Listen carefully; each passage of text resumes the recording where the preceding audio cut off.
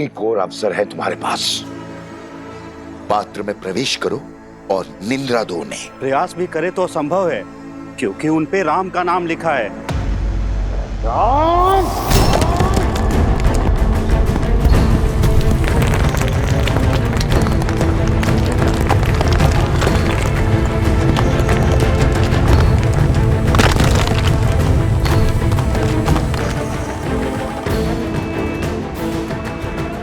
नहीं, घड़ा मत उठाना। ये सब किसी माया जाल से लगता है। चलो ऐसे ही आगे बढ़ते हैं। श्री राम, श्री राम, श्री राम। अभी भी नहीं गिरा पात्र। कोई बात नहीं, जल भरने के लिए जब झुकोगे तो पात्र तो उतारना पड़ेगा। तुम सब सज्ज रहना। जैसे ही वो जल भरने के लिए पात्र निकालें, आक्रमण कर देना और दोनों को सुला देना।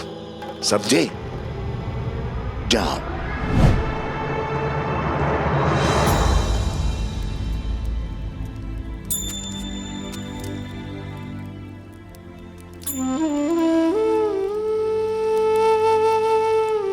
जानता हूं तुम्हारे मन में क्या चल रहा है। लव और कुश। अब आपसे क्या छिपा है? मैं जानती हूँ मेरे दोनों पुत्र वीर हैं, पराक्रमी हैं, किंतु उतने ही नटखट भी हैं। इसलिए मैंने उनको दंड स्वरूप आश्रम के बाहर भेज दिया, जल लाने के लिए। अंधकार है और असुरी माया पूर्णतः नष्ट नहीं हुई अब। क्या मैंने उचित किया? कोसल राज्य का भविष्य हैं वो दोनों। पराक्रमी तो होंगे ही। नाविक की योग्यता की पहचान चक्रवात में ही होती है, स्थिर जल में नहीं बंदेवी। तुम्हारे पुत्रों ने आश्रम में रहकर बहुत कुछ सीखा है, किंतु अब समय है बाहर के संसार को जानने का, उसे समझने का। मुझे आपके कहे हर शब्द पर और अपने पुत्रों के शौर्य पर पूरा विश्वास है। और अब तो मुझे प्रतीक्षा है केवल उस क्षण की जब मेरे पुत्र अपने पिता, अपने पूजने से मिलेंगे,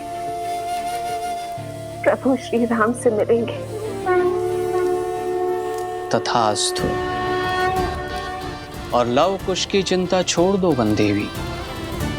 अपने पिता और माता की भांति उनमें भी हर संकट का हल खोजने का सामर्थ्य है।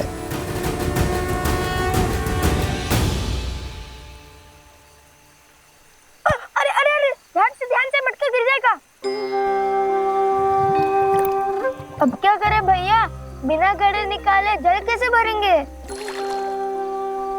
मटके तो नहीं उतार सकते, ऐसे ही प्रयास करते हैं। यही एक मंत्र है जिससे असुरी शक्तियों से हम सुरक्षित रह सकते हैं। घड़े में वो प्रवेश नहीं कर सकते हैं। भैया ऐसे तो कितने दिन लग जाएंगे आश्रम में जल भरते भरते? अब यदि माता ने दंड दिया है तो उसके पीछे का उद्देश्य भी उन्हें ही पता होगा। चलो शेष घड़े भर लेते हैं।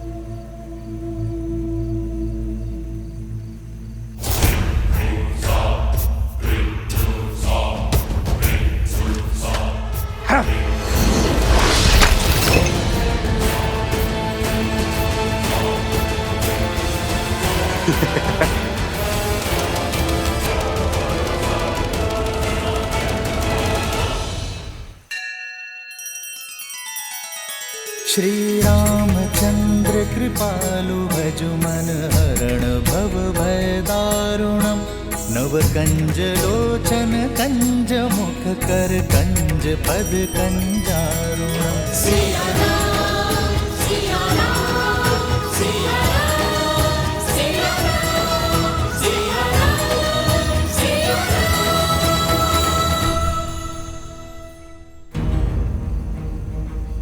यहाँ अवश्य ही कोई असुरी माया है जो हमें रोकना चाहती है। भैया, अगर हम जल नहीं पढ़ पाए तो दंड और उसके पीछे का उद्देश्य कैसे पूरा होगा? किसी भी समस्या का हल रोने से नहीं, सोचने से होता है। मेरी तो समझ में नहीं आ रहा है कि हमें जल आश्रम तक पहुंचाना है या जल से भरा हुआ मटका। अद्भुत, तुमने मुझे एक नया सुझाव दिया है। तुम बातें मूर्खता भरी करते हो, परंतु हो बड़े गुणवान। ऐसा क्या कहा मैंने? अब कुछ ही क्षणों में ये अपना गड़ा उतारेंगे, तुम तभी उन पे आक्रमण करना। तुमने कहा कि हमें जल आश्रम तक पहुंचाना है, अब चाहे वो घड़े में हो या नहीं। मुझे तो कुछ समझ में नहीं आ रहा भैया। जो भी करे, पर ऐसा कुछ मत कीजिए कि माता फिर से रुष्ट ना हो जाए।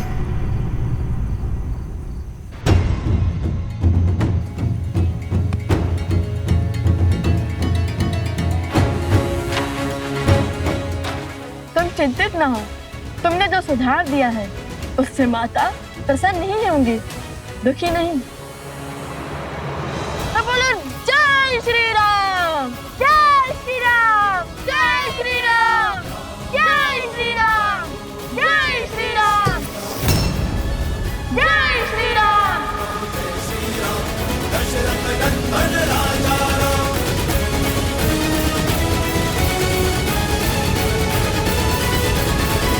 यदि हम दोनों साथ जाएंगे तो वो त्याग नहीं, समस्या से भागना होगा। आर्य, जिस क्षण महाराजा राम महारानी सीता को त्यागेंगे, उसी क्षण अयोध्या के सब दुख मिट जाएंगे। महाराजा राम महारानी का त्याग करना होगा। राम इस राज को एक सक्षम राजा ही नहीं, सर्वश्रेष्ठ उत्तराधिकारी भी चाहिए। बिना युगल आहुति के न यज्ञ पूर्ण होता है और ना ही उसका फल मिलता है।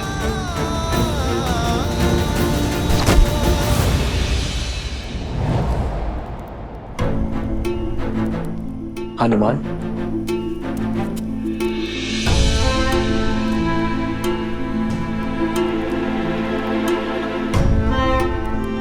क्या बात है हनुमान, तुम्हारे मुख पर व्याकुलता? प्रभु, सहस्त्र रावण के पुत्र चंद्रबाहु ने वानर राज सुग्रीव की पुत्री त्रिनावती का अपहरण कर लिया है। इस कारण महाराज सुग्रीव के राज्य में बहुत अशांति फैल गई है। इस विपदा से निपटने के लिए महाराज सुग्रीव आपका परामर्श और आपकी सहायता चाहते हैं।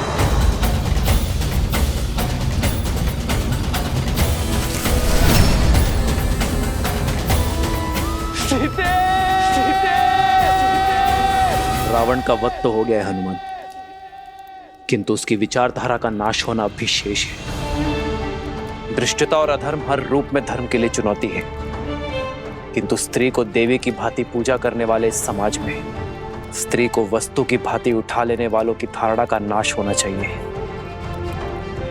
हर युग के साथ पाप का शीश उठता है, किंतु जब पाप चरम पर हो तब धर्म का प्रहार उस पर होना चाहिए। मेरे मित्र वानर राज सुग्रीव के राज्य में आतंक फैलाने वालों को दंड देना हमारा राजकीय कर्तव्य है हनुमान, और एक मित्र होने का परम धर्म भी। युद्ध की तैयारी करो हनुमान, धर्म के पथ पर चलने का समय आ गया है। संसार में बुरी सोच फैलाने वालों का अंत आवश्यक है। मेरे मित्र वानर राज सुग्रीव से कह दो कि उनका ऋण जो मुझ पर है उसे मैं चुका तो नहीं पाऊंगा, किंतु ये राम अपना मित्र धर्म निभाने अवश्य आएगा।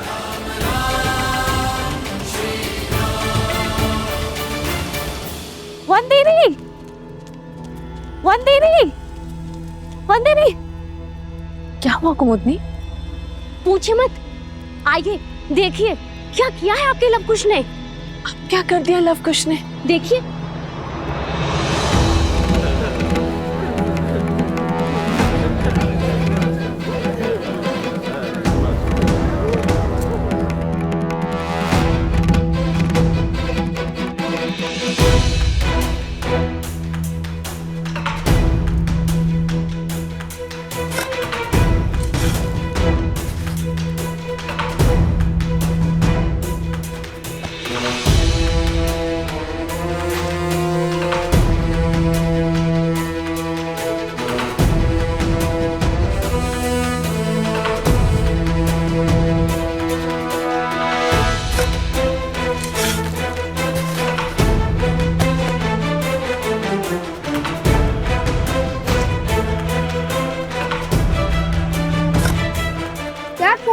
ये लोग?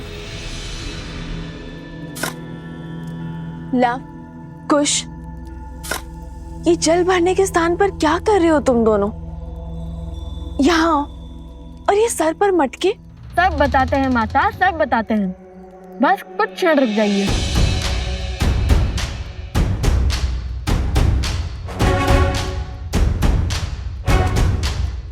खुश, चलो वो खोल देते हैं।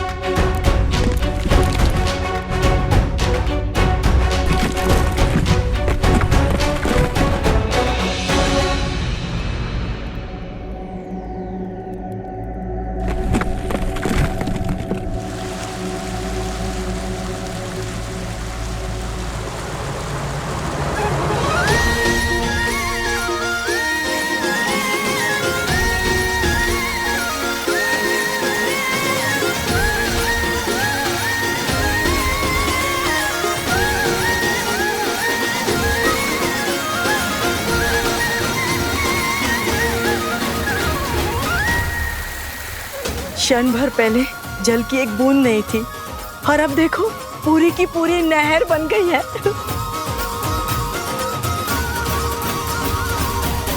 और लव कुश की चिंता छोड़ दो बंदेवी। अपने पिता और माता की भांति उनमें भी हर संकट का हल खोजने का सामर्थ्य है।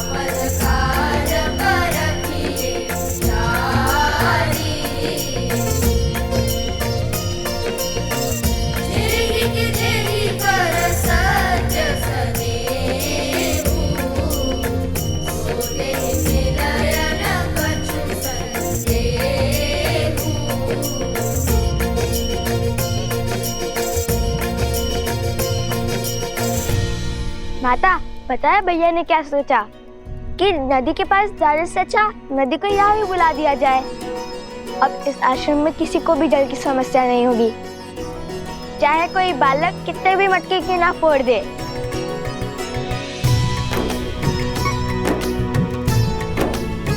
कार्य मेरा था, परंतु सुझाव कुश का। जानती है माता, हमारी प्रेरणा कौन सा प्रसंग बना? जब नल और नील ने राम नाम लिखकर लंका तक सेतु बनाया था, तो हमने सोचा जब राम नाम का पत्थर सागर में तैर सकता है, तो राम नाम का फावड़ा नदी के लिए मार्ग क्यों नहीं बना सकता?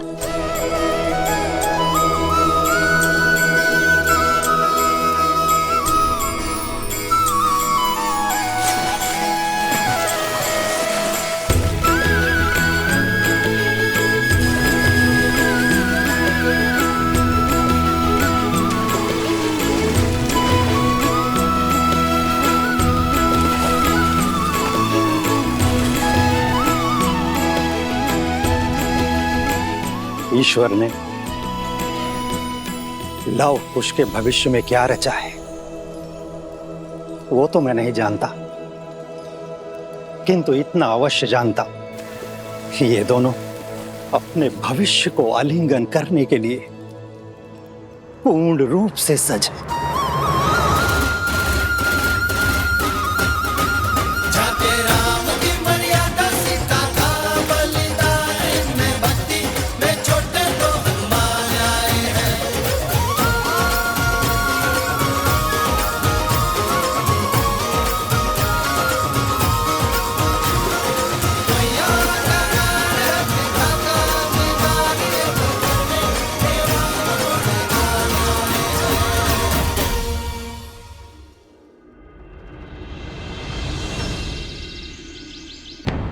माना कर्तव्य महत्वपूर्ण है राम, परंतु अश्वमेध की घोषणा करके उसे रोक देना अशुभ भी है और अपयश कारक भी। अश्वमेध यज्ञ अवश्य होगा आचार्य।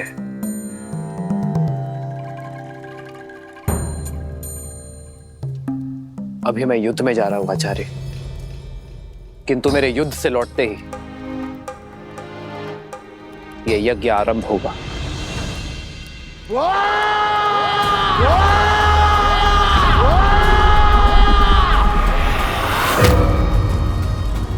सहस्त्रमुख रावण पराजय के बाद पीछे नहीं हटता और प्रचंड शक्ति से वार करता है। अश्वमेध यज्ञ कदापि नहीं होगा, राम राज्य कभी स्थापित नहीं होगा। पिताश्री, चंद्रबाहु ने आपकी आज्ञा का पालन कर सुग्रीव की पुत्री तृणावती का अपहरण कर लिया है।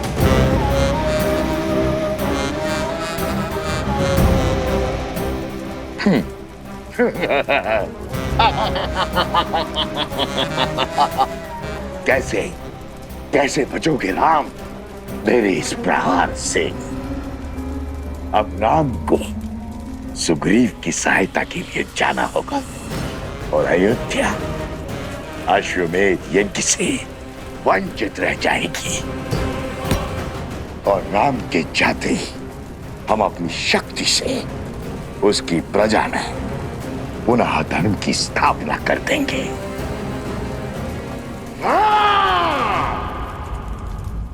केवल आपके लौटने से क्या बात बन जाएगी महाराज? धार्मिक बाधा तब भी रहेगी। इस युद्ध से लौटकर इस समस्या का हल अवश्य होगा आचार्य। अर्थात आप दूसरा विवाह करेंगे?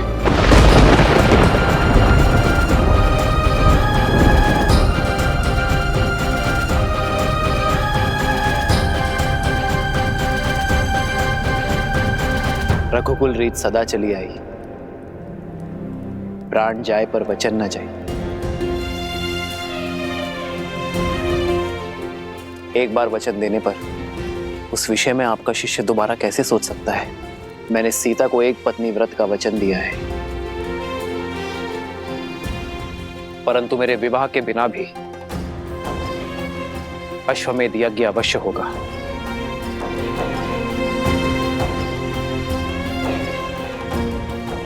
राजा का सपत्नी यज्ञ में बैठना आवश्यक है ना?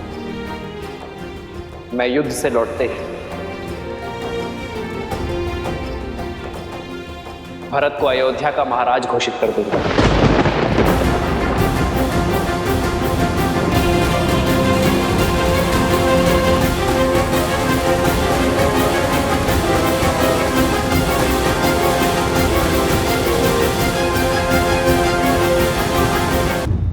भैया, और तब भरत अपनी पत्नी के साथ यज्ञ की वेदी पर भी बैठेगा और अयोध्या का महाराज होने के नाते अपना दायित्व भी निभाएगा।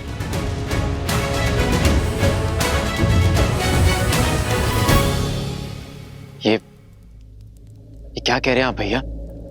नहीं, ये मुझे स्वीकार करना होगा भरत। क्योंकि ये मेरा निर्णय है। समझने का प्रयास करो भरत। या तो तुम अयोध्या के महाराज बनोगे या सीता का ये राम किसी और का पति।